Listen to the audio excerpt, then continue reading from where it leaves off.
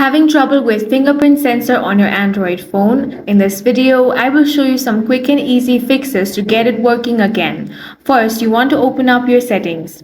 Now scroll down and tap on Security and Privacy. Then find the option of Biometrics and select that. Now select Fingerprints. Here, tap on Check Added Fingerprints.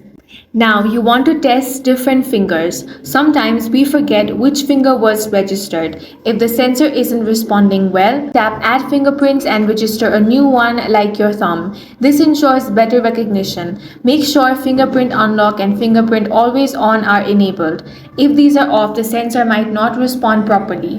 Next thing you want to do is restart your device. For that, go ahead and tap on the restart option or tap on the power off option. Then after some time, you again want to turn your phone on. A simple reboot can fix temporary glitches or unresponsive sensors, so don't skip this step. Next, you want to check for software updates. Head over to Settings, tap on Software Update, then select Download and Install.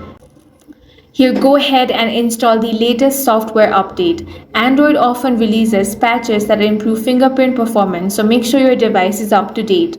Next, you want to reset all settings. For that, on your settings, tap on General Management, then find the option of Reset, select that. Now tap Reset All Settings.